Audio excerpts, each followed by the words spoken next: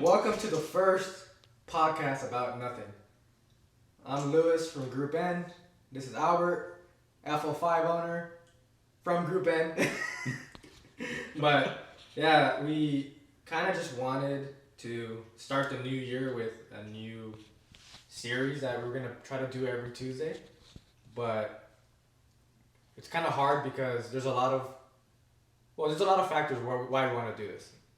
When we go to car shows, when we go to events, when even at the shop, we get so many questions, and I feel like a lot of our customers and even people that we interact with just want to know what's happening at the shop, what's happening with stuff that we're releasing. I want to know what's happening at the shop. Yeah, okay, we'll talk about that at the end. But yeah, so this podcast hopefully is gonna be maybe a weekly or bi-weekly depending on our time and schedules. Obviously we both work all the time. We're developing new stuff and we're tracking, and all that stuff takes a lot of time from us. And me at the shop, and I have to be on Morris and stuff like that, to get projects out, and it's very time consuming. And because of our transition now from, previously we were VCD and now we're going to be Group N, which I'll get into a little bit later in detail why we decided to go that route.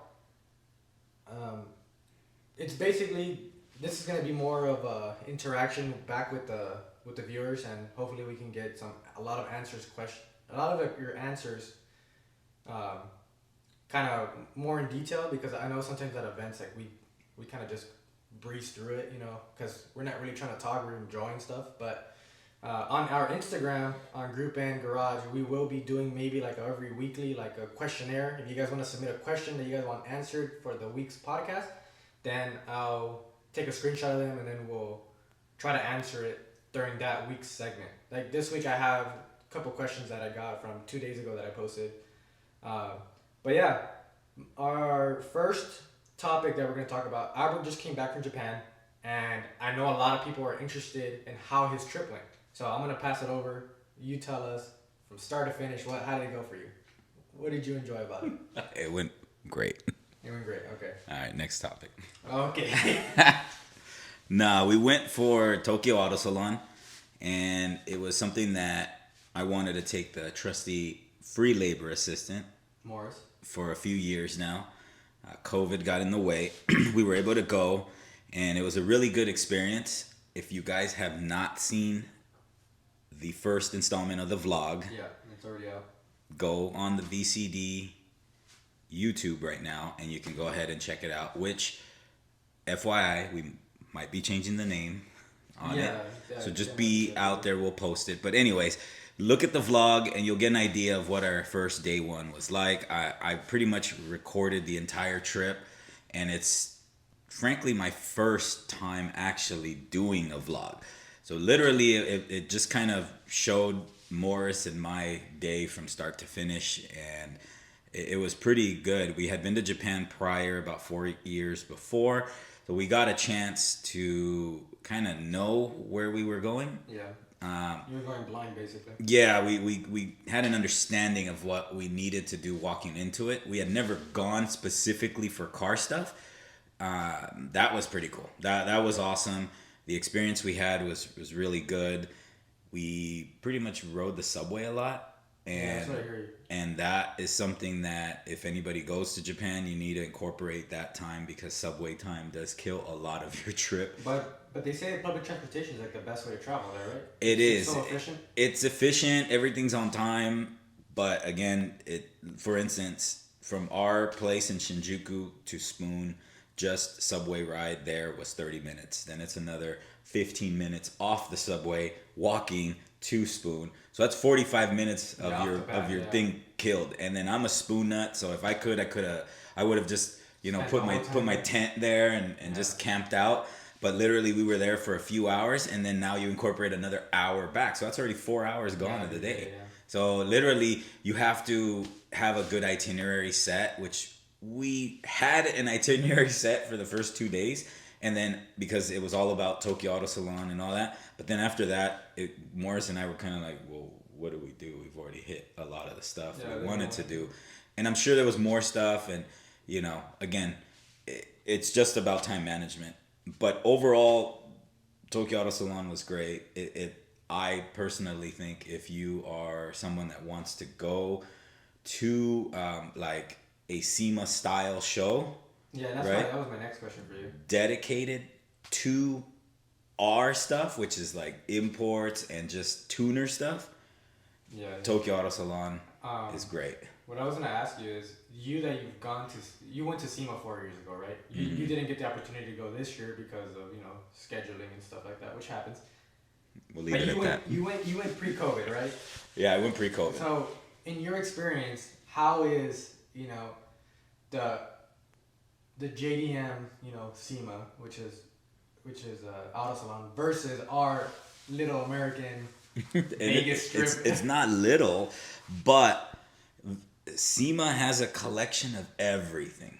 Okay, guys, like everything. When I mean everything, it's like from hot rods to Tools. off-road tools, everything. They have a lift section. Yeah, I mean, there's everything. Yeah. Right? Because again, if you break it down, SEMA was supposed to be for the automotive industry. Which is now like a show. Yeah, it's a show. Yeah. But I think now that if you're like actually in the industry, like let's say like a shop or like a manufacturer, now it's PRI, which Correct. that's like the next one that we're probably gonna do this year, and that's gonna be the fun one. Yeah, because it's more industry mingling. based. Yeah, rather than who has the nicest build and who has the Yeah. best this and that. It's more of a specific thing. Now you take Tokyo Auto Salon and it's like a SEMA, but we're talking about like the baddest cars that Japan has. I mean, they got drift cars, they got show cars, they got a little bit of everything like we do, but it's just on that JDM level. So if we like JDM stuff, that's basically the show to go. And I mean, I don't know. I don't even want to go to SEMA next year. I want to go again to Auto Salon, or I want to go to Auto Messi, which is in Osaka. Osaka. Yeah. Mm-hmm. So I want to do that. I don't know if I want to go to SEMA next year, but again, some of the sponsorships and some of like the relationships we've made with certain companies, yeah, if you want to put it like that, we may need to go. We want to go because we want to keep building those relationships, making them stronger and whatnot. So that's something that we have to consider. But if it's me on a personal thing, like if you're gonna ask me, I'm going to Auto Salon. Yeah, because I think me and Morris, we went to SEMA. I think we did the entire thing in like a day. Like, Yeah. I walked a lot of it. The only thing, unfortunately, I didn't get to do at SEMA was go to the equipment area because I was helping out at the Honda booth, answering a lot of questions for the L15 swap and just trying to, mingle with companies that were interested in doing the swap. So a lot of my time, the 3 days that we were there, a lot of my time was like just kind of there and answering some questions, and I had to keep getting put to the side, stuff like that. But in the majority of it, though, I'm pretty sure we saw most of like the car stuff. That's kind of how Morris and I did. We did the first day Auto Salon because we did the VIP one, and it's not VIP, okay? It's like 1 day early access, right? Yeah, it's basically because they do the first day of Auto Salon is for industry and media, but then as of a certain time they allow the public to come in for 5 hours.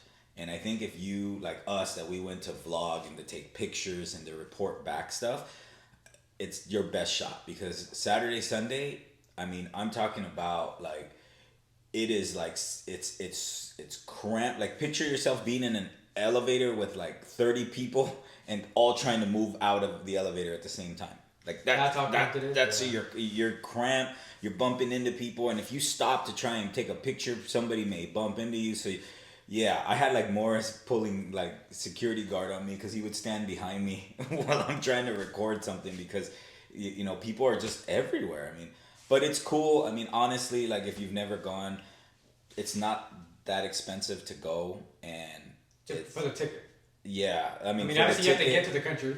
Yeah, for the ticket and for like the whole trip. I mean, I think you'll probably spend more money in Vegas than you would going to Japan for it. And plus all the gambling and stuff. Yeah. You accidentally do. Because but it was a great experience.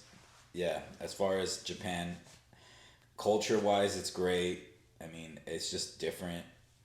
Yeah, Food's, than what we're used to, right? food's amazing, but the actual car culture there, if we could have that here, it just would be on another level. I mean, I feel like we're behind on certain things.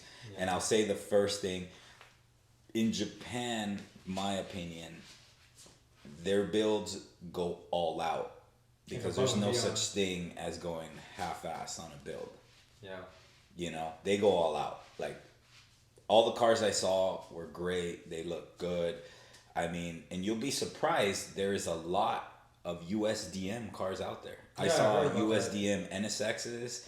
I saw, like, EKs, you know? Because we want their left-hand drive and they want our right-hand drive. Exactly. They had, like, tail lights that were ours. They had, like I said, a full-blown NSX. Like, they want EM1 tail lights, right? Exactly. And we want like, the EK9. Exactly. Like, they had left-hand drive cars. And over there, it's, like, crazy because they don't have the BS stupid import crap that we do. The laws, right? Nah, I mean, I don't know exactly, but I mean, they're out there driving there. Because I hear there's a lot of like lowriders and V8s Yeah, and stuff, I saw right? that too. I saw a bunch of like the Astro vans.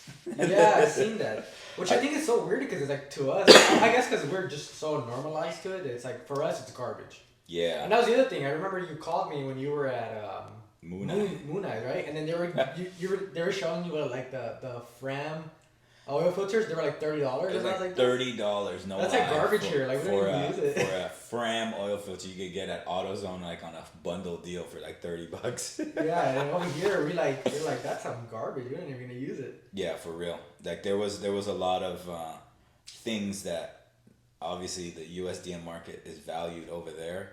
Yeah. And here. And we're here. We just kind of like overlook it because it's so we see that every day. We're like, oh, whatever. That's But yeah, but we want theirs and they want ours. Like literally, that's what it is. And like the deeper you go into the car culture, which is like something that like again, I would love to be able to do. Like Joey, you know, shout out Joey, Sticky Deal Joe. He really chronicles all that out there. No pun intended.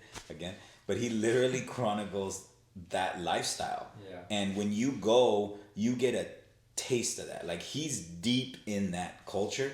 Like I am just like looking looking on the outside looking in. Like he's in it and he's chronicling it back to us and we get a better idea. You know, that's why I love watching all his like podcasts and stuff. Like not podcasts, I'm sorry, his vlogs because they really like when I went, that's how I set up my itinerary with that thought process. Like I want to go to these things, like going to those underground car meets, you know, going to like, we didn't get a chance to go to the RWB meet, you know, but like, but you know, another thing, like I know I'm switching gears, but another thing that's crazy is that like for us, like seeing all those S15s and seeing all these other cars like Skylines and just seeing the variety of cars that we drool over here, it's like us seeing a EM1 rolling down the street or us seeing a well-built EK9, you know, like not even a Type R, just a regular, you know, EK. Like I saw so many Skylines out there that after a while I was like, it's just a normal car out here. Yeah, like they're parking it at the market and at the parking lots, and their parking lots are way, way smaller than ours. And literally, they're just parking them. Well, you gotta think too. It's like here, right? When we go out and we see cars, right? Like what's like the most stuff you see? Like biggest companies we see is Ford, Chevys, GM. I mean, because it's the market, right? It's a G. But over there, we don't really realize that it's like their only manufacturers is Honda, Toyota, Nissan, and you know, and Subaru. Like whatever else they import. You know, so it's like that's their 95% demographic. Which is crazy. It's so common for them. They probably just get bored of the cars, you know. And here our demographic for JDM cars is maybe like 25%, if that. So it's like we see so little amounts of cars, and then like I think for the EM1s there was only like 6,000 made, or something crazy. It was like some small number that was like actually produced with between like 99 to 2,000. So it's like. Of course, there's not a lot of them like left, and if they are, they're pretty much trashed, or it's really rare to find like really clean ones these days. But over there, I'm assuming like they were so overproduced, and they have SIRs, they have EK9s, they have Type R versions, you know. So it's like, That's what I'm saying. Like, you see those cars. I mean, for God's sakes, they rent them. yeah, they You rent can them, yeah. rent that car, and it's like a regular rental. I think their name is Omashura. We rented a Skyline the first time. So is it like a Hertz, but for Yeah, JDM low cars? key. It's like a Toro. A Toro. Oh, Yeah, okay. it's just like that. But like literally, you rent the car, and you get to do whatever you want with it. You know, I don't know if you can take it on a track. You know, that'd be so dope if you could. But You burn out the tires. literally, like they are kind of clapped because you got to remember Everyone's using so them. many people. And actually, as a matter of fact, the other day I just saw a post that someone stole an R34 from their lot. So Oh, hey they guys, stole it? don't be mistaken. Like there is theft in Japan. Like people's cars get jacked out there. Like I think Emilia was out there. She does a podcast. Amelia Hartford is her Yeah, name. yeah. And she was out there, and they were out with their friends R34s. Right, these guys were out there. I don't know if they live there or not, but they went to go get an oil change on the car, and when they lifted the car, someone had taped a Apple AirTag to the car, so they've been tracking their movements out there. Oh, wow. Believe it or not. So yeah, so they were spooked because they were like, we don't know how long that's been happening for. Like, you know, they're out there going around and around. Tracking Like cars. somebody was out there like following them probably, or keeping track of where they were in case they were gonna jack them or what. I don't know. You know what I'm saying? Like I don't know. But literally, Morris was like, yeah, people think that people's cars don't get jacked out there. Like hell yeah, they Yeah, get but jacked. They it's probably simple. end up on a boat, and we're the ones buying the parts. Yeah. All jokes aside. But anyway, back to what I was saying. Yeah, it was pretty cool. Again, let me just summarize it because we've gone on for too long on this one. It's so good. Yeah, I mean, like we've gone too far along on this one. Yeah, it was cool going to like Spoon, going to Seeker, going to Autobots, whatever you call it. It's like a AutoZone, right? Basically. It's like a JDM. Like you could buy literally Blitz, and you could buy Spoon, and you can buy Just from bread, Autobots? bride, whatever you guys See, call it. that, You can that's buy all what's kinds so of stuff. crazy to me. It's like you can just go like almost anywhere and buy. Just But that's what parts. I'm saying. To them that's normal, but that's like if we walked into like we can go into Sparko. You know what I'm saying? We can go into But there's a lot of them though, right? yeah. There's tons of those. There's tons. But see, like here, it's like Yeah, that because we here, the consumer here has gone away from a brick and mortar business, More online, which is right? another topic on another day. We've gone away from brick and mortars to everything just being online, so it does make it hard. Like you saw the journey I was going through lately with buying a seat. yeah. You know, I was buying a seat. It took me 4 months, Figure 5 out a months seat, yeah. to figure out a seat, and it's not because I couldn't figure it out. It's just There was nowhere to. you can't sit in a seat. You know, you can't sit in a seat. Like, so it's hard. I went to Sparko, and then shout out to Kevin. If you don't know him on Instagram, his handle is, I believe it's Donut Roids, right? Or something like that. Donut Roids, Donut Roids. He sells seats, and he also sells wheels. So if you're ever looking, call him or him. Yeah, But yeah, yeah. he literally carries some inventory, so you're able. And I don't know. Again, I don't want to ruin his deal, but I don't know if he allows everybody to sit in the seat. But I was able to go and sit in a couple seats and figure out what the hell I wanted because I couldn't make up my mind. Yeah, and because he didn't get to go to SEMA with us, he didn't get to try out the seats that we went and test fitted with. Yeah. For Carlo and Like low key, that's your only shot. Yeah, that's what we shot. You go to SEMA, you got to sit in a couple of them. Yeah. They have like a live Demo. demo, yeah. But see, in Japan, they had, let's say for Tokyo Auto Salon, you could have sat in a what do you call it? In a bride seat. You could have tried on all the bride seats, even like those new Max or Oridio. I don't even know how to say his name, but the drifter dude. You could sit in his new line, and then there's another line that's like the higher end of bride. It starts with an E. I'm bad with it. Alex had told me about it. Cirque. Oh no, I don't know. Yeah, it starts with the E, EBIB or something. I don't know what it's called, but like it's literally their higher end of seat, and they look badass. Like some of them have the pattern of like the Audis. Oh, okay. But anyways, yeah, they were expensive. But anyway, just wrapping up that segment, like we said a minute ago, Japan is a great trip if you ever get a chance to go. Even if it's just to go visit the country, it's really really nice. Polite people. I mean, everything is uniform. It's a great trip. I mean, I never also even like sketchy areas that you walk in, like You never still feel safe? you don't feel unsafe. Oh, Let's put it to you like that. Like it's really dope. I would go again. I mean, we're going again this year, and I don't know. That one's a family trip, so maybe I'll show some stuff if we go to some car stuff or not. But yeah, if you guys get a chance, I would say go. Car culture. If you're all about car culture, I hope I documented that in the vlog. That it's like I said, I just hit the tip of the iceberg. Like there's so much. Like you can get into so much, you know, like drift events, because drifting is big out there. Track events, like it's amazing. It's awesome.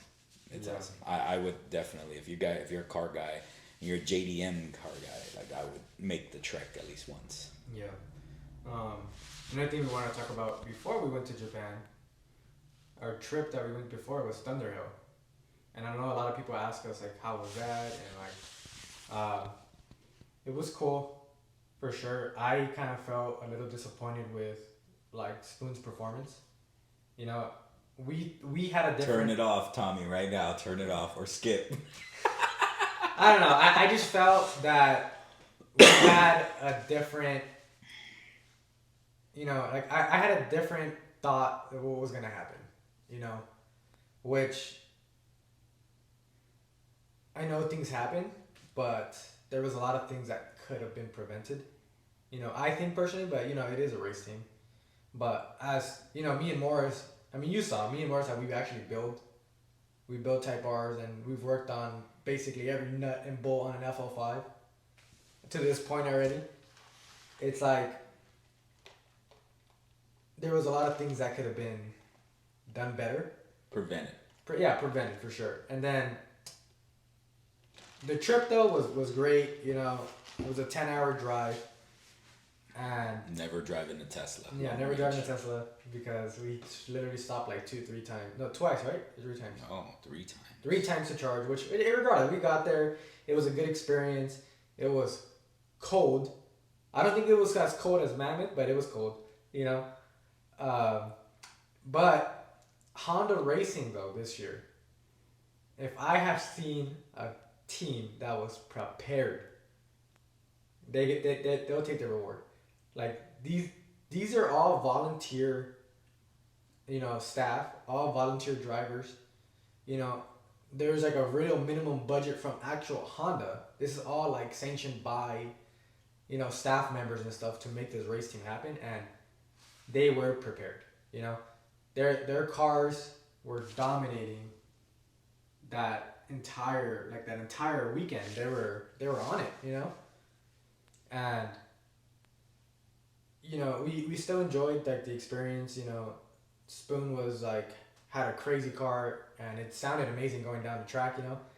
I think seeing Tarzan drive, that was like probably the experience to see, you know, seeing how he attacks that, like those corners, those apexes, you know, like he's a very aggressive driver. They had to tell him to slow down. And they had to keep telling him to slow down, but he brought them up. He brought them back to third, right? Yeah. Like in one night. Not in the night, but right towards the end before they switched over.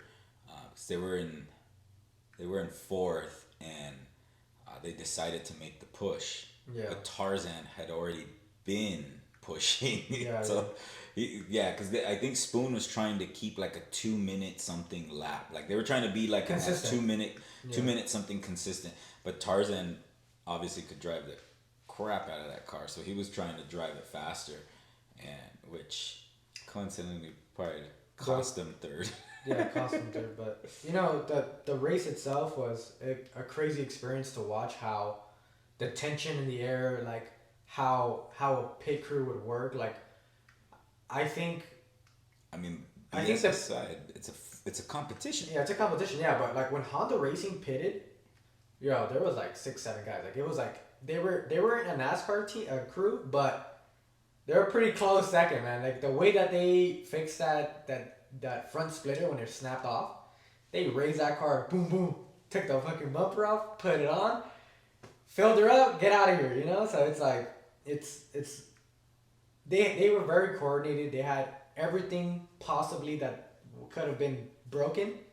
They had rows of boxes of every nut and bolt and clamp that they would possibly need, like all throughout their thing. You know, they had a fleet of moto compactos to run back and forth the track. You know, that was pretty It cool. was funny. We should have asked him to let us borrow one. Yeah, I'm pretty sure they were. Told you.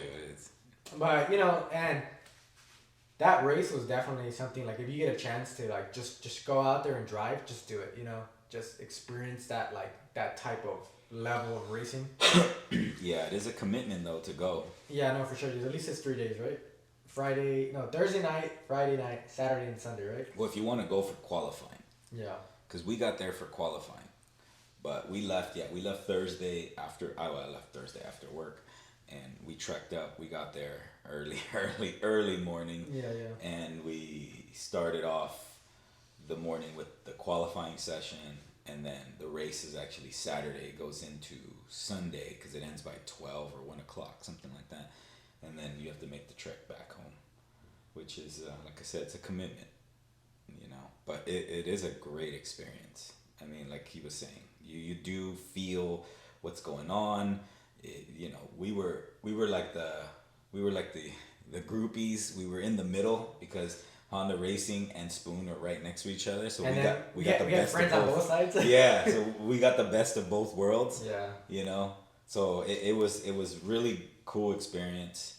Again, I want to say Spoon had their stuff together, but when it came down to when they had mechanical issues is where they were a little uncoordinated. Yeah. You know, because yeah, they didn't have as many people as Honda did. I think they got in and out. They had their plan, but they had their plan, but then they didn't have their plan because like when they ran out of gas, and then they had like the transmission issue, you know, which cost them big time, and when they had the turbo issue and the, you know, all the little issues they had, you know, they dealt with them, but like Lewis just pointed out, like they had extra parts, but it just felt like I think they walked in with the idea of they're gonna dominate this race like they did last year. Yeah, 2 years prior. 2 right? years ago, yeah. And I don't think it was like that. Which the FK8 that car dominated. Yeah, that's what I'm saying. Like they led that race for, I don't know if they led it from the beginning or not, but they pretty much had it in the bag. Yeah. You know, but I think this year they learned a lot, and I know they're hopefully gonna. this year it could, you know, December this year, right? This is when it's gonna be. I think they moved it up another month. Yeah, yeah, because I did talk to Jamoto in Japan, and he's like, you know, he wants to do it again. He wants to do it again, but I'm not sure if it's like his only call. But he wants to do it again, which kind of tells me if that's the key, that these fools are not prepared. They probably have a plan already in motion for this year. what they're gonna change. Yeah, but I mean, you know, even the work ethic. If you see like how, because they brought over all their techs. Spoon technicians from Japan, and I feel like in a shop setting, they do everything by hand, which like to me, I think that's a lot more like time consuming, and like you really put your, you know, your work ethic first, you know, because you're doing everything slowly by hand, making sure that everything goes in, you know. I feel like because we're here in the States, we're a lot more like fast paced. Everyone is on a time, everything is time based here, you know, and not everyone has the luxury of spending 2, 3, 4, 5 days like on a single small project. But I feel like in a race type of environment, like you kind of have to put that aside for time, you know. So I feel like, to me personally, just like on the mechanic aspect, I feel like they should have kind of stayed away from all the hand stuff and really focus on the time aspect of it, because I feel like they lost a lot of time, especially when they did like the turbo. Like, you should have seen. Like if Morris did a turbo, like he would have had that thing done on and off in like less than 20 minutes, 30 minutes. You should have seen these guys. I wish I could have recorded that. Like I think I do have it recorded somewhere, but these dudes were like Like they were on the sidelines. We were just like put me in, coach. Like Lewis just wanted to grab one of these guys and get out of the way. We'll drop, because like literally, let me put it to you like this: it took them a few hours, to drop that engine. Like it took them because they removed all kinds of stuff to remove it. And I get it now why they did it, but these guys were like, man, we could have had that engine down in 35 minutes flat. Yeah.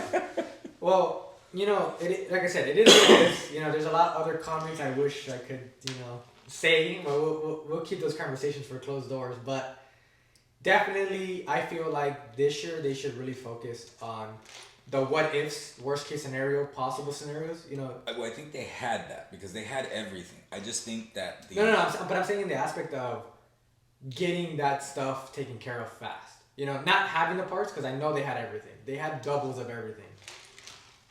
And of everything. That's what I was saying. Like, I think they had a good plan. I think they had a good setup. But I think where they lacked was the speed when they were in the pit. Like in the pit, as far as in the paddock, like getting the car repaired for the mechanical issues. I think that's where they should have had a little bit of a better. Because Honda Racing actually pre-qualifying right before we got there, they actually blew a head gasket on their main car. Mm-hmm. But they were right before, they did all of the pre-laps and the qualifying. They were out there, but they had a full team. Like I'm telling you, they had a full engineering team ready to go to just that was in and crazy. out. They had a booth.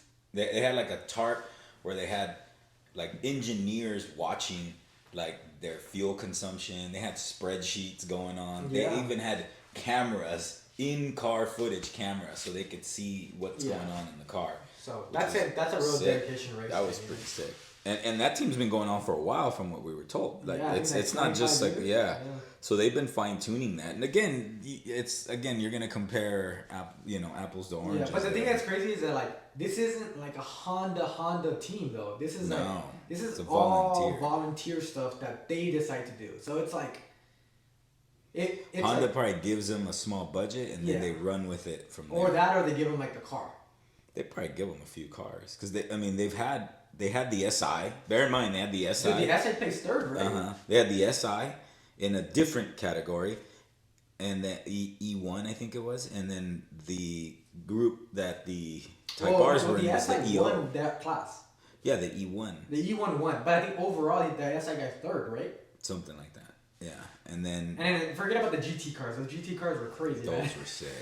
Again, that's a whole nother thing. We could talk about that literally. It's just the whole Thunderhill experience, same thing. If you get a chance, make the commitment, make the trek, go up there. It's free. You don't even gotta pay to go in. We thought we had to pay at the door every time we came in. Because we're so used to going to the track. They were like, "Oh, go on in, get in there." And we were thinking we were all cool because we're like, yeah, we got media passes, and they're like, just go in. We don't gotta pay. Nah, get in there. Over here, they're all like, what are you here for? Oh, videos? Okay, it's gonna be $25. $20 each person. Yeah. So anyway, yeah, that was a cool experience. Thunderhill, definitely want to do it again. Yeah. And again, shout out if you guys want to see something, let us know, because we are definitely gonna do it again this year, whether Spoon goes or not. I think going to go see the Honda team represent their title. We want to go do that, and I'm pretty sure. I mean, I'm not pretty sure. I'm just saying. I hope Spoon goes out again because I know there was a little back and forth there. A little jabbing here and there. A little friendly, competition. So literally, I know that Spoon wants to go back out. So hopefully, we get to see that. That's going to be an interesting race. But and we got to see Ichi and meet him in person again. Oh yeah, he's so cool. Yeah. Ichi's so cool. In person or even at the Spoon collection thing that we went to, this guy will sign anything. You give him your freaking shoe, he'll sign it. He was signing stickers. Bro, he was signing when I saw him 5 years ago at the I Heart Honda event, he was signing stuff that wasn't even Spoon. He was just signing. So he was signing cards. Yeah, take your laptop, he'll sign it. He doesn't care. He just signs whatever. That's pretty cool. Yeah, but I think Jamoto was telling us, which he was saying that that's his favorite part about everything. He just loves he loves interacting with the customer. He loves like signing stuff. He'll talk to you if you can talk with him. Yeah, and one thing that I learned over there too is that Spoon, kind of what we want to do here on this podcast, is they are really really big on what do you call it? Informing the customer. Like they will take time to let Explain, you know, right? explain, walk you through the process of what they want to do or what you want to do to your car.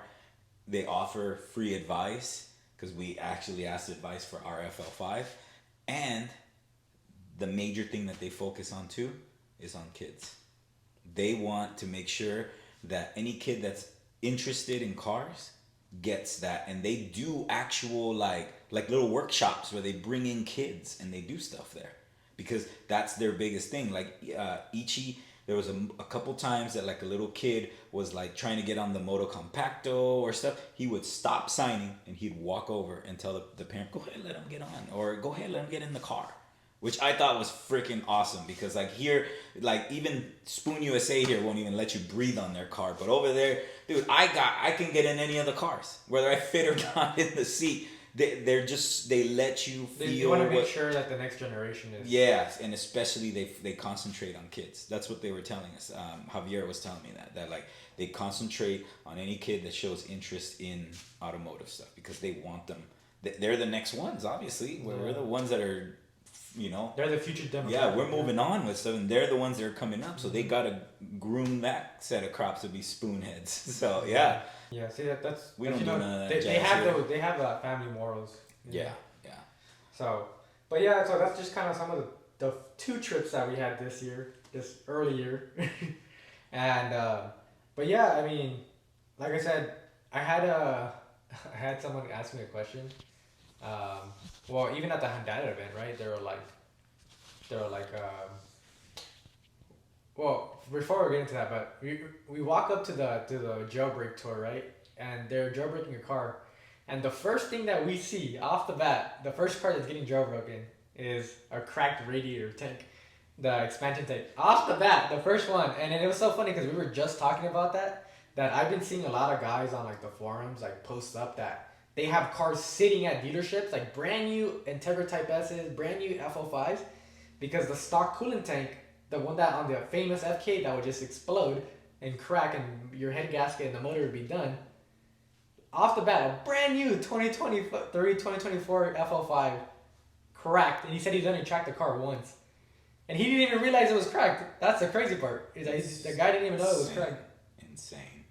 Insane to even know if his car is gonna be good or not. Yeah, I don't even know. He said he was tracking it, and I'm telling people like, if you guys have an F05, if you have a 10th gen SI, if you have a 10th gen FK8, I would buy an expansion tank. You know, because any metal one, I know Radium has one. PRL just came out with a nice one-piece one. So for those big horsepower guys, you know, a single tank will probably be beneficial. And then the Mishimoto one. I just don't like the Mishimoto one just because from looks. I'm not saying anything about performance. I'm just saying that looks wise, I personally just don't like it. But a homie that has a red FK8, Diego, you know, he said that that 2 different manufacturer ones that he's had have busted. I've seen the Mishimoto one like leak a lot. Like when he went up in horsepower, they've just broken. Yeah, like the Radium one, and I hear the problem with the Radium one though is that once you're like at a certain horsepower, like there's so much back pressure in the pump. Anything above, he said it was above 500. What happens is it splits the gasket. The gasket just starts to. I mean, but you're at 500. It didn't fucking break. But that's tuning. That's a whole different. Yeah, that's what I was gonna say. That's a whole different. We're not driving it. We're not keeping it at that. But we're tracking it though. But we never tracked it at 500. That's true. We did bring it down because we want to be, conservative and responsible. The car is crazy as it is, but I think the problem is that because the Radium one uses that gasket, that there's so much pressure that I'm assuming the gasket can't hold the pressure. Does ARP make heads? That's right. Dude, imagine. But see, that's like a whole different thing. Like for anyone that uses it for track use, you're in the 300 to 400 and I would even say 480 range. Yeah. It's perfect. And I've never had an issue with mine. My SI had 464. Never had an issue with it leaking. The F05, I already had it and it made 560. And I already had it while we were dining the car and it never broke. So I don't know. You know, the Mishimoto one, I've seen leaks from the fittings. But that could just be like installation error. You know, I don't know if it actually cracks. But I mean, who knows? You know, like I don't know what it could be. I haven't tested the PRL one, but it looks really nice. I like that whole like billet design. It's all like really one piece. You know, so that's pretty cool to see. But at least there's options. But I would tell you guys, if you guys have an F05, if you buy it off the bat, buy one of those three to put it into your car because that will save your engine like long term. Because even though all the updates and all that, the car still can overheat. Yeah, and bear in mind, like, if you're the guy that's like, oh, I don't want to get it because my warranty, or if it cracked, I can just go to the dealer and get it warranted. Number one, like he just said, good luck because that thing is on back order. National back order. Yeah, so good luck. Honda and Acura, good luck. It's on back order. And this is verified through 2 Honda techs up north. You know, one works for Acura and one works for Honda. And literally, both of them are back ordered. So good luck with that. You know what's funny? Like I have like a bunch of them just like thrown up in the. I know. I have 2. You know, I got. Well, actually, no. I had 2 when we. Oh yeah. So I have one brand new, but I wouldn't trust that. I'd rather use like generic oil in my car than trust that shit, because that's the thing. If you think just because it's leaking, it's just a leak, whatever. No, man, if that thing goes, chances are your head gasket's gonna go. Yeah, you're gonna overheat that engine. And good luck, like good luck. I mean, an FK8, what's his name, Dagger, he went through that. Oh yeah, and he was just driving it normal, and it went out on him, and his head warped, and that was rough because once it warps, that's a whole nother deal too. That's another rabbit hole. Yeah. So anyway, just buyer beware. I hope this reaches a lot of you guys, and if you're worried about a warranty, then just make sure you're up on your maintenance and you're always popping the hood on your car, because like that was the first thing that we took out of the car. Yeah. We were testing to see if the FK8 one worked, you know, but like literally the only difference is the hose, because the hose is ran differently now. And I think now they just give you more hose and it's like the same part number. So. That's what I'm saying. Everything was the same. So literally we were just testing that out, you know, not even for Radium, for ourselves, but literally I would just say if that's the first mod you want to make to your car, I think that'd be like the best, you know, safety type besides of thing. rigid collars. Yeah, rigid collars. Yeah. But again, for safety and make sure your car runs and it's on point, Radium Mishimoto PRL expansion tank is your first money spent on the car. Because if you're gonna do what we all should be doing with the car, which is tracking it or running it and doing stuff with it, one time or another. I mean, I can say we got lucky with the FK8 that for the longest time it didn't have not even a leak, but doesn't mean that somebody else's, I mean, won't do it. And the crazy thing is that they're just like, I would probably be upset that like I bought a brand new F05 and then I have to take it to the dealership and then it has to stay at the dealership for 4 or 5 months, 6 months at a time because they can't get a part. Mm-hmm. And just because you didn't want to spend like what is it, like $260? If that, right? Like $260 for the tank? Depending on when you get. It's like you like to not drive your brand new car and you're still making payments on it? Hell no. I'd rather just give me the car back or bring the part in. Go buy it and bring it in for them to install. Yeah, right. Yeah, it's one of those like crazy things, but it's happening, man. It's happening. It's, you know, it's just one of those small design flaws. But I mean, I'm still wondering when they're gonna do a recall on that. I don't doubt they're ever gonna do it, man. There's probably not enough, because there's probably not enough enthusiasts that. There's not enough complaints. That's what I'm saying. They don't push the car hard enough. Yeah, but I mean, it is F05, great chassis. I personally think it's 100% better than the FK8. That's a whole nother. It's a whole nother beast. We'll have to bring in PK and sit him there, because that way we have 2. But you know what? No offense to anybody. I think the only way that you can honestly judge the car is if you've had both. Yeah, if you had both. Because if you've been a tourist on one or the other, you're not gonna understand the differences in the car. Yeah. I think you at least need a couple months with each one to like Yeah. really have an opinion on it. But I think Mm-hmm. I think F05 like it just takes it, man. Like it's just such a. I mean, it's a new car. I mean, it's always gonna be better, you know. The best thing, like I always tell everybody, and I'm sure you guys have heard it plenty of times. If you guys are viewers of the channel, literally, it's like upgrading from your iPhone 14 to your iPhone 15, or if you get a new Mac, you know, and you go from an M2 chip to an M3 chip. Yeah, that's a big difference. It's not like a big difference, but in those details, it's in the details that you see the differences. And as we've pretty much disassembled this car, we've disassembled this FL5 since the beginning. When we got it, we've noticed all those differences. And if I'm gonna check the boxes right now, and for all of you guys that are gonna say it's different, I mean, from day one when we put Mark's exhaust, we noticed that, you know, let's say for instance, Spoon makes a brace for underneath the car, Yeah. a stiff plate, right? It already has one. From the factory, They redesigned that. It's not as rigid, but they redesigned that to fix that issue. And if you don't know what I'm talking about, underneath the transmission, by the front pipe on the FK8, if you look at it, There's a big hole. Yeah, there's just a big giant tunnel, right? And it's just because of how the chassis is to the car. Yeah. And that is a weak point that Spoon found out because the car will flex. So what they did is they put a brace right Rigid there. collars. Yeah, well they put rigid collars, but they put a brace right there, and that brace keeps the car from flexing. And basically, it's like a lower tie bar, but a big ass lower tie bar, right, for the bottom of the Or car. like an X brace that we used to put like on like the. Like a Cusco one Yeah, or yeah. something like that, right? So now the FL5 already has that. Yeah, there's nothing there. It's just That's an it's upgrade. filled in, Yeah, that's an upgrade. You know, you can even go into the engine, and they went, which we found out, right, on the charge pipes. You know, if you haven't watched the video, just stop right now. Just We'll plug be in- we'll be plug- here. We'll plug be in here. everything up, Yeah, huh? yeah, we'll be here. Stop right now and go to that video. You know, but literally, you see the difference in the charge pipes. They're Yeah. way bigger.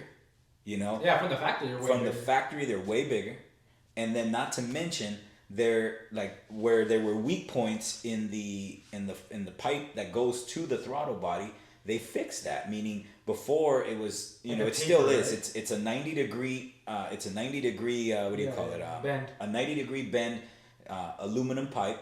But before it was a smaller diameter that stepped up to the larger throttle body. Now it's just all one size, you know, and it's still a weak point, you know. But at least now it doesn't bottleneck itself. Correct. Flow is better, probably. Everything's better, you know. They tried to fix the heating issue on it, you know. Yeah, so they pushed away the radiator and fan from the turbo about like I would say like maybe half an inch, an inch maybe away. I would say like around this much, right? Yeah. Well, there's definitely two handfuls, so maybe There's more room in maybe there. like an inch and a half away from the turbo, and they deleted one pusher fan from the turbo and they put it next to the trans. Mm-hmm. So that hot air is no longer being pushed back into the turbo. Now it's being pushed around the engine. And now it's got a functional hood Now it scoop, has a functional hood so scoop the too. heat comes out. And I think that's more beneficial than letting air in. Mm-hmm. Like we need air to escape. So Yep. that's like a huge, like it's small things, but it's But even when you take off the bumper, you take the bumper off, and where the front crash beam is, again, plugging it in again. If you didn't see the first video that we did of the when we were putting in the recent build series on the car, the first video that we did, when we take the bumper off, you see that there's this black like air dam that goes on the front crash beam, and that diverts air into the radiator. So there's just little things that they did to improve the car overall. I mean, and we're not even talking about small things like the battery tray. You know, Lewis pointed it out in the video. You know, the battery tray. Literally, before you had to disassemble the entire battery tray. Now, all you got to do is remove one piece, and then you can access throttle body, and you can do all that stuff. So literally, they've done little things to make it better on the car. Not to mention wider suspension, the car is wider, so it plants better on track. You know, and this is like not even just us saying, oh yeah, this is what Honda said. This is us what we felt on the track. And working on the car and all Yeah. that. Yeah. Like the overall car has just been redefined better. You know, yeah, the FK8 is the first one that came to the United States, but this one is way better. This is the refined. Mhm. You know, this is what the FK Should have been. been from the get go. You know, and It's its own body. and me from tracking the car, just from like a performance aspect, like off the bat, I went 2 seconds faster driving a stock car Literally. compared to driving like a fully modded FK8. Literally. And it's like nothing to do with driving experience or anything, because at the end of the FK8, I was driving the same I was driving the F05.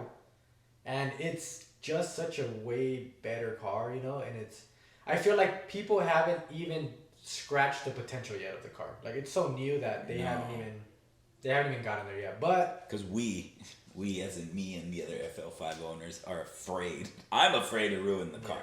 I'm not going to lie. I'm afraid to ruin the car. But again, with every track day that we go out, I get more and more comfortable to want to push the car more. Lewis is just freaking I'm just a hired gun, savage. He's just a savage. Yeah, he just wants to go out there and break the car to get the time. And that's how it should be. Don't get me wrong. That's how it should be. dude, I took her TLX out. Dude, that car was fun because it's an all-wheel drive 10-speed. And I took the Chuckwalla like last week, 2 weeks ago. And dude, that car surprised me so much. I literally felt like I was in a heavier F05. You were 2 seconds slower. No, I was 2 seconds I was slower. like, no, right? like I was like an eighth of a second slower than an FK8. That's what I'm saying. And the car weighs like another 1,000 pounds. Yeah, that's crazy. That's crazy. So and we're not even talking about the Type S. This is an A-Spec. this is an A-Spec, a 2-liter turbo all-wheel drive 10-speed. It's crazy. But the crazy thing about the TLX, that it has a sequential mode. So you put it in sport, and then there's like a sequential mode, and the transmission will actually shift faster than in That's sick. sport mode. So like I'm just driving, and like my whole time I want to be shifting it, but I'm like, dude, the time I'm shifting it, the computer's already like. You're slow. Yeah, I'm slow compared it's to already the 2 computer. gears down. But all-wheel drive is Different. it's different, yeah, because like I kind of want the car to like slide, It won't. but the car is just like, nah, man, I'm taking this. Like, Yeah, when I've taken hard turns in my Tesla Model 3, that's yeah, you're planning, right? It just goes, yeah. It's just it so almost weird. feels weird because like you want to feel that back a end little kick kick, out, right? Yeah. but you're like, okay, when's it gonna give out? Because Yeah, you're trying to go and it's going, and it just feels like feels like a video game. You're like, damn, like this thing, all right. Like you just, so I just think cars nowadays are just so advanced. I mean, just like with engineering design, how it's planned and all that. But you know, hopefully next podcast we'll talk a little bit more depth about, you know, some stuff coming out of the FK8. We'll talk a little bit more about like you know, stuff going on at the shop, but you know, just talking about, you know, car stuff, you know, in general. This is kind of gonna be our biggest premise for this. Is gonna be kind of answering some questions, you know, trying to, you know, answer some of your guys' questions. I got a question that I want to shout out. Tony, he asked me, he's like, what's the worst FK that's giving me like trouble? I think he said, like, or whose car has given me the most. Tony, your car is definitely like a Top 3. and I think the top. I'll say in the top 10. Oh shoot! Okay, In the that's top 10. better. There's that's been better. one that me and Morris have like broken our heads in, and it had nothing to do. It was just like a manufacturing error that like it was just super hard to find, and we ended up figuring out what it was. And that car actually helped us in the future diagnose other cars that had the exact same issue. It wasn't all bad. Which wasn't bad. With, I don't know if you guys follow him, but it's like CTR Tony, right? That's his handle, right? Or I think so. Something like that. Yeah, CTR. I'll put it up, but he has one of like the first gen PRL 600s. The P600, right? So he has like one of the first like 10 or 15, I think. But I think what's wrong with that turbo is that every time the feed line gets put on, like the turbo feed line, the feed line cracks and it leaks oil everywhere. But I think what it is that the turbo is just clogged too much. Because it's like the first one, right? I'm assuming that there was some small... Too much pressure on it. Too much pressure on the line. And I know that there's some tension. So his car comes into the shop like maybe every like 3 or 4 months and it breaks like the line, and I'm just like I think it's just time for a new turbo at this point. But and then his car got like eaten by rats, like his Oh, yeah, I his remember wire harness that. stuff. Yeah, and I was like Yeah. that kind of just sucked. That was kind of just like a weird like. And out of all things, the coil packs, right, or The something. coil packs got eaten. Yeah. But dude, I think his car has like 130,000 or Yeah, 140,000. that's drives a a lot. true daily. That's a true daily, His yeah. car is a true daily. But I mean, for 130, 140,000, like dude, it's lasted. I mean, No major services. the Type R, the K20C one, Yeah, it's dude, good. that is a bulletproof engine as long as you do what you need to do with it. Yeah. There are ways to mess it up, and there are shops that figure out how to mess it up, but like literally, Yeah, I it's, just it's think, one of those cars that just yeah. it's gonna survive the times for sure. But see, again, it just depends on what way you want to go with the car. Yeah, you can definitely build it wrong. You can definitely build it like to be fast, track, road race, street.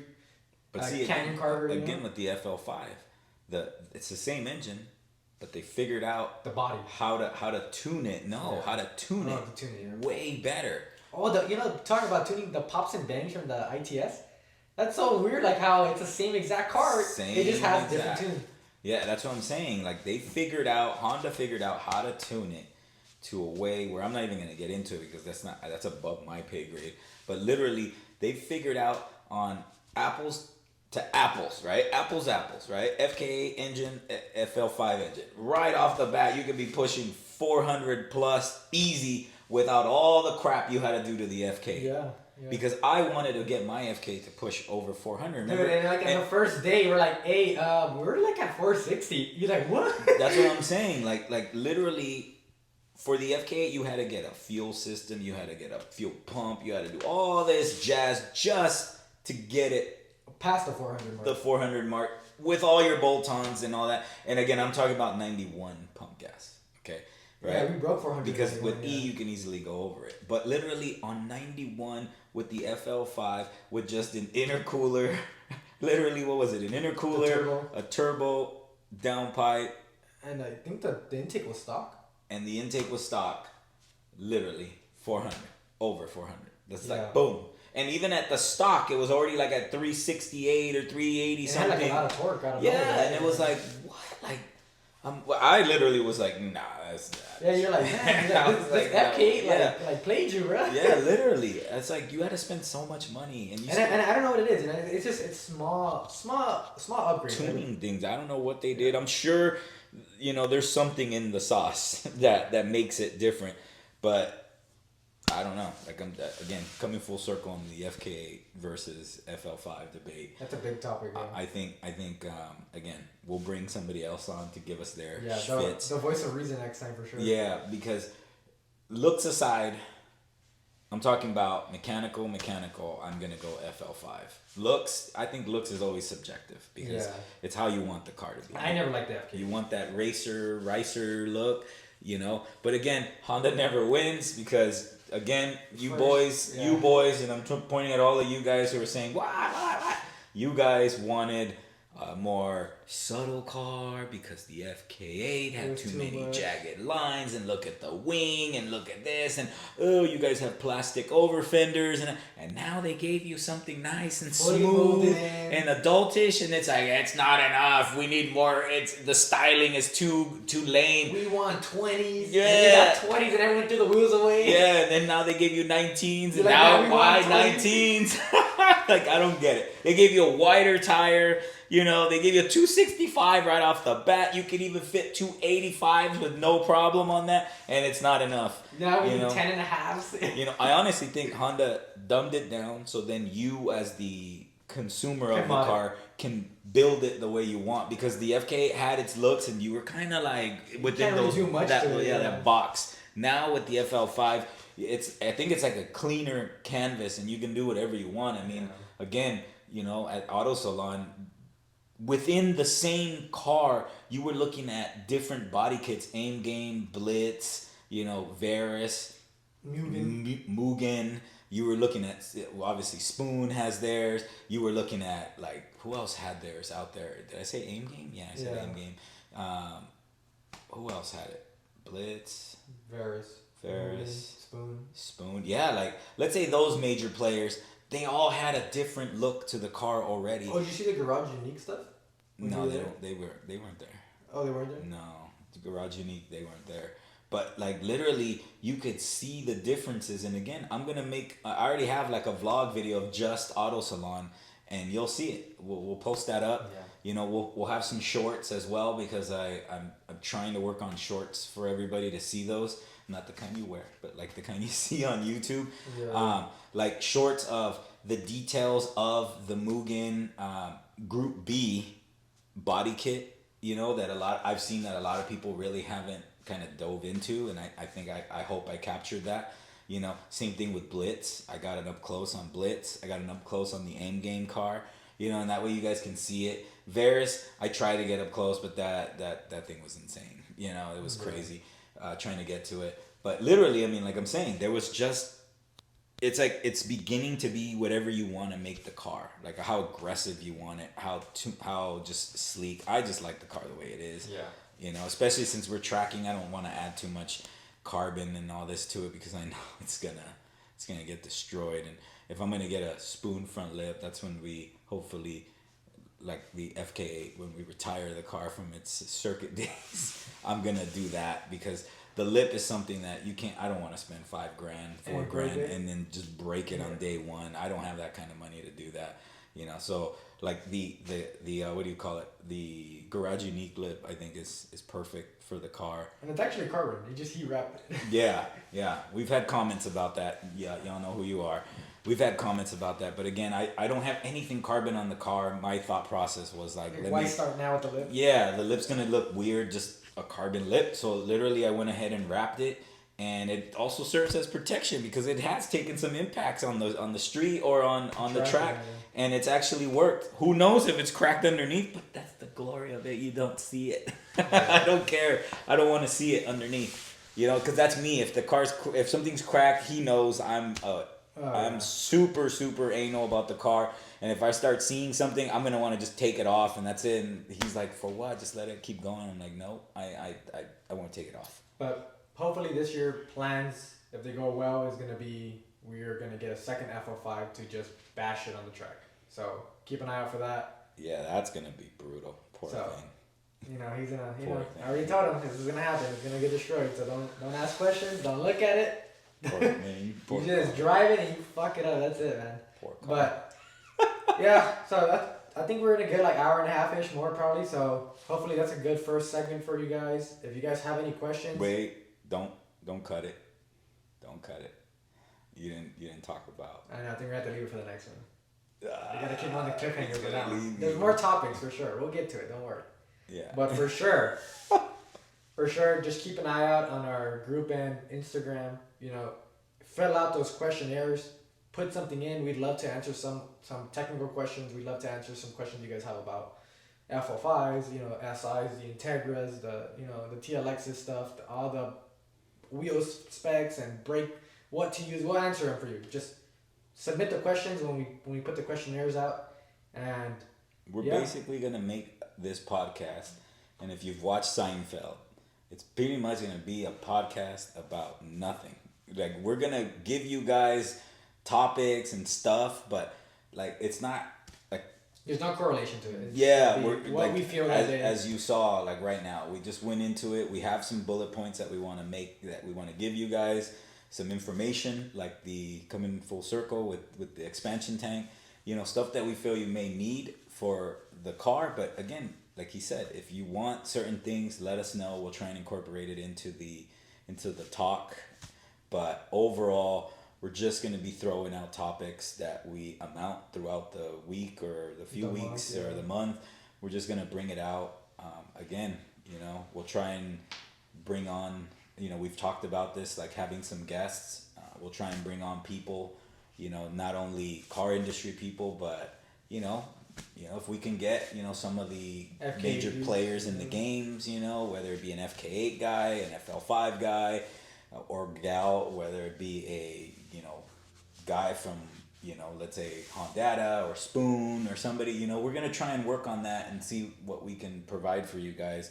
But if you guys like Lewis keeps saying, if you guys want more technical stuff, let us know, because we will talk about some of the stuff that we've done on the FL5, which that's going to be its own day. Because, yeah, there's so much stuff. Yeah, but again, if you have questions on it, you know, if you need to get educated on it, we're always here to help educate anybody on anything.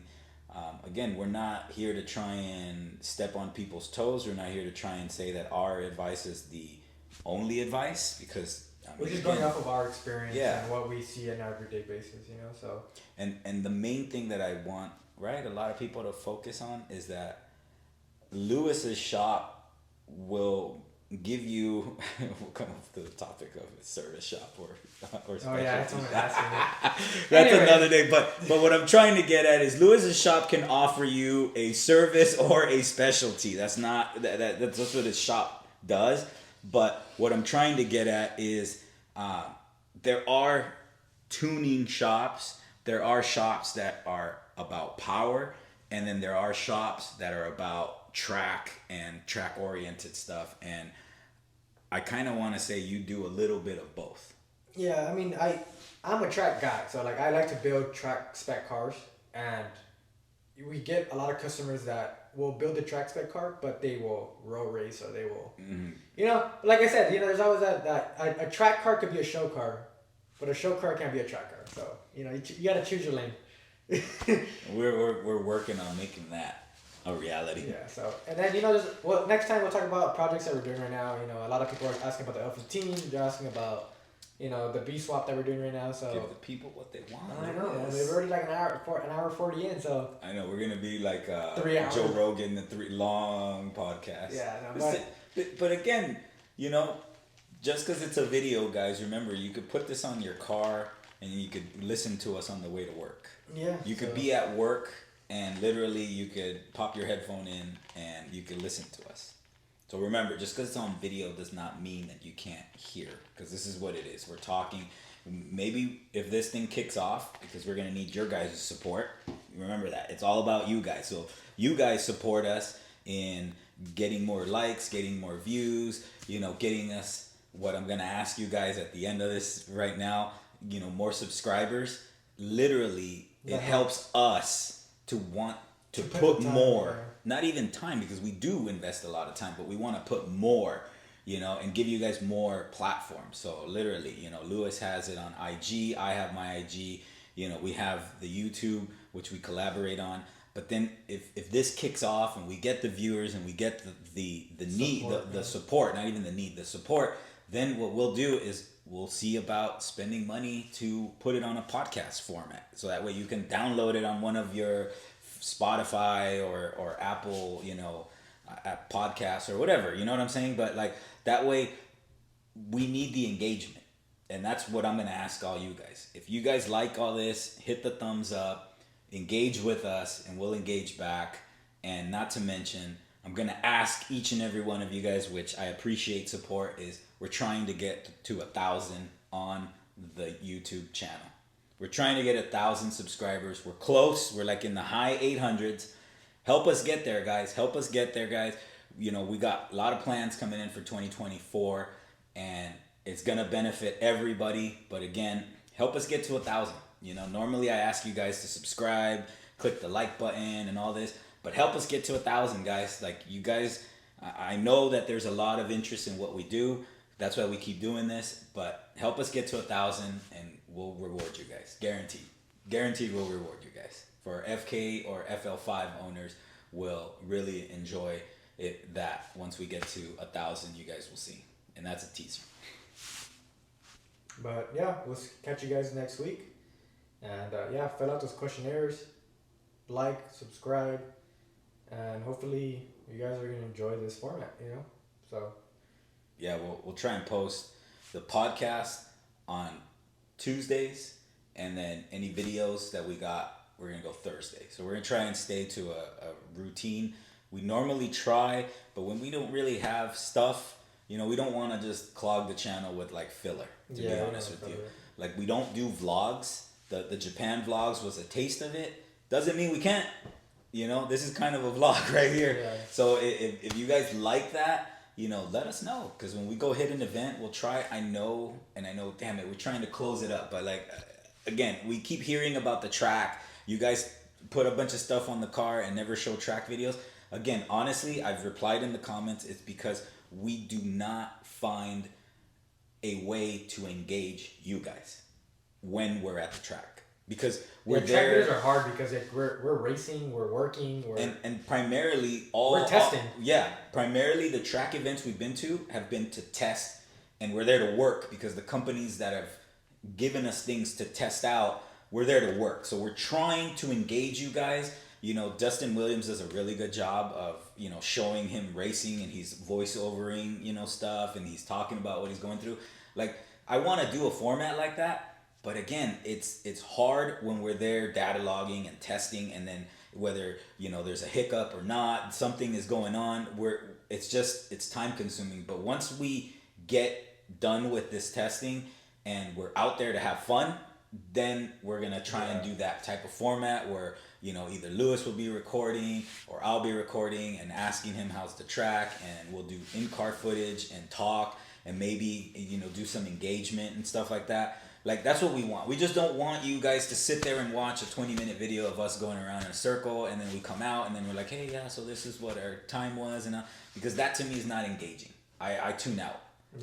So I want like what's going on. I want you guys to feel what's going on with us at the track, and that's what we're trying to fine tune. So don't be discouraged. Don't think that we're not trying to do that, and hopefully we can provide that for you. Yeah. But like Lewis said again, like we're already losing. Like, he's falling asleep now. No, I got it. But again, we'll catch you guys on the next one. For myself, for Lewis, and the trusty labor assistant that's somewhere asleep probably. We'll catch you guys out on the next one. All right, thanks guys for tuning into the show about nothing. We'll catch you guys next week.